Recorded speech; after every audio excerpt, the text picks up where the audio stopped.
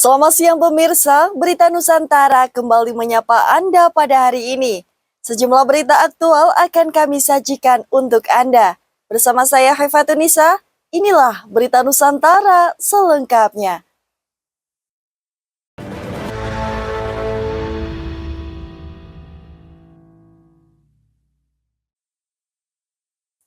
Pemirsa, akhir pekan kemarin jalanan diwarnai aksi besar-besaran. Sekitar 15.000 kendaraan logistik ikut serta dalam demo nasional menolak kebijakan zero odol. Aksi mogok ini dibenarkan oleh Konfederasi Serikat Buruh Muslimin Indonesia atau Sarbumusi. Pihak Sarbumusi mengklaim sebanyak 15.000 kendaraan logistik melakukan aksi mogok massal nasional pada Minggu 13 Juli 2025. Aksi mogok massal ini dilakukan sebagai respon Kementerian Koordinator Bidang Infrastruktur dan Bagian Kewilayahan Kemenko IPK serta Kemenhub yang dinilai arogan karena tidak melibatkan sopir dan buruh dalam rencana penerapan kebijakan zero odol. Menurut keterangan tertulis Presiden Sarbumusi, Irham Ali Saifuddin, aksi ini dilakukan secara damai tanpa adanya penyekatan jalan. Ia mengatakan bahwa aksi ini dilakukan dengan cara memarkir truk di tempat yang luas agar tidak mengganggu pengguna jalan. Irham juga mengatakan aksi ini dilakukan secara serentak di beberapa wilayah, antara lain Sumatera Utara, Lampung, Banten, Jabodetabek, Jawa Barat, Jawa Tengah, Jawa Timur, dan Sulawesi Selatan. Irham juga mengatakan bahwa pihaknya akan merilis potensi kerugian ekonomi akibat aksi mogok ini. Selain itu, dalam aksi ini mereka juga menuntut pemerintah serta DPR agar segera merumuskan Undang-Undang Perlindungan Sopir. Harapannya, undang-undang tersebut nantinya akan berisi skema upah layak pengemudi, hubungan dengan pengusaha yang adil, hingga jaminan sosial bagi sopir. Jafal TV melaporkan. Isu kemiskinan kembali mengemuka. Hal ini datang dari pernyataan tegas Menteri ATR BPN Nusron Wahid. Ia menyebut kemiskinan struktural sebagai akibat langsung dari kebijakan yang tak berpihak. Hal tersebut ia sampaikan saat mengisi acara Rakernas PBIK PMII di kawasan Pancoran, Jakarta Selatan pada Minggu 13 Juli 2025. Nusron mengatakan bahwa kemiskinan struktural terjadi akibat kebijakan yang tidak berpihak. Ia lantas mengatakan bahwa ada kesalahan kebijakan di masa lampau. Hal tersebut terlihat dari 48% dari total 55,9 juta hektar lahan bersertifikat hanya dikuasai oleh 60 keluarga di Indonesia. Nusron lalu menambahkan bahwa penguasaan lahan tersebut lahir dari kebijakan yang salah secara struktural sehingga kesenjangan ekonomi terjadi di tanah air. Oleh karena itu, ia mengatakan bahwa Presiden Prabowo memberikan mandat kepadanya, yakni melakukan perubahan menggunakan 3 prinsip. Ketiga prinsip tersebut antara lain keadilan, pemerataan, serta kesinambungan hidup. Java TV melaporkan. Indonesia dan Mesir mempererat kerjasama bilateral.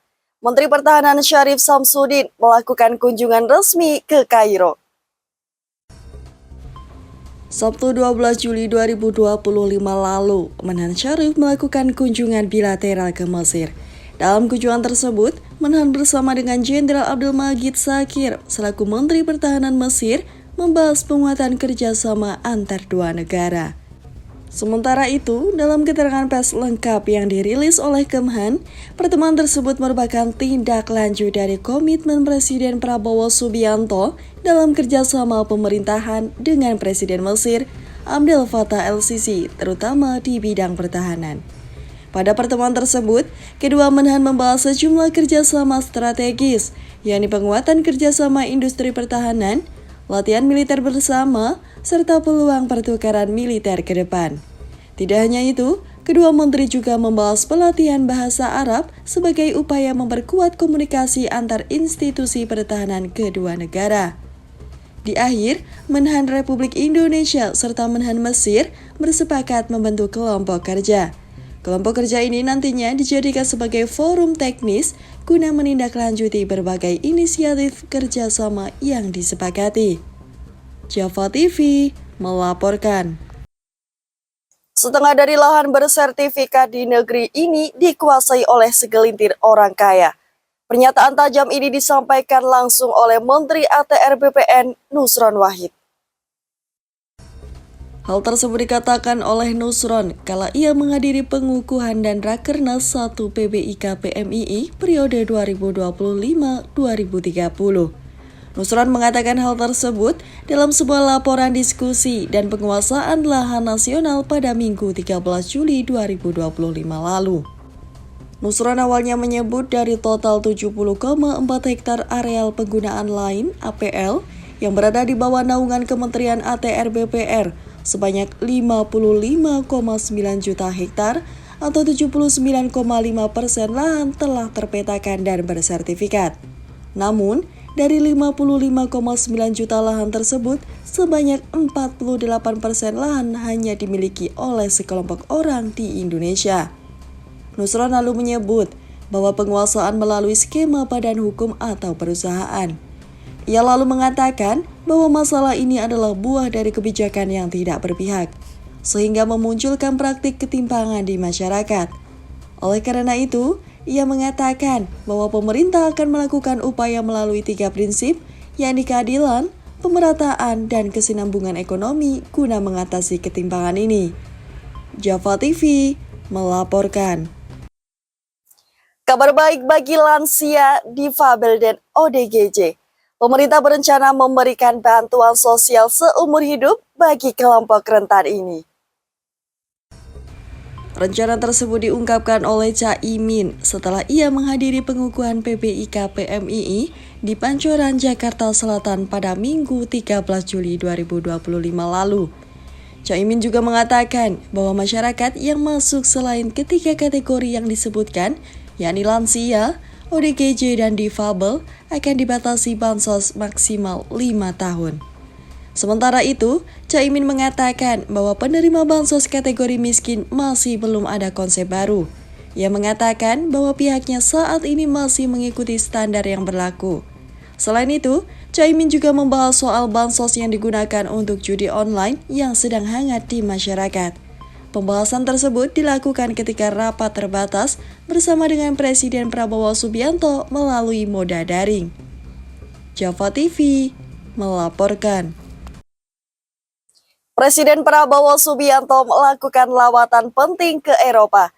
Dalam pertemuannya dengan Presiden Dewan Uni Eropa, berbagai isu strategis dibahas. Kunjungan Prabowo ini merupakan kunjungan pertama sejak dilantik menjadi presiden Oktober tahun lalu. Dalam kunjungan ini, Prabowo bersama dengan Presiden Dewan Uni Eropa membahas berbagai hal seperti ekonomi, pendidikan, dan kesehatan. Topik pembahasan tersebut disampaikan sendiri oleh Prabowo saat sesi pertemuan bilateral di Gedung Europa, Brussels, Belgia pada Minggu 13 Juli lalu waktu setempat. Dalam keterangannya, Prabowo menyampaikan bahwa Indonesia telah siap untuk masuk ke pasar Eropa. Prabowo menyebut bahwa Eropa memiliki ilmu pengetahuan, teknologi, pendanaan, pengalaman bertahun-tahun dalam manajemen dan ekonomi. Prabowo juga menambahkan bahwa Indonesia memiliki daya tarik berupa sumber daya strategis, mineral, serta komoditas pertanian. Enter the European Union economy also. I think we have a symbiotic relationship.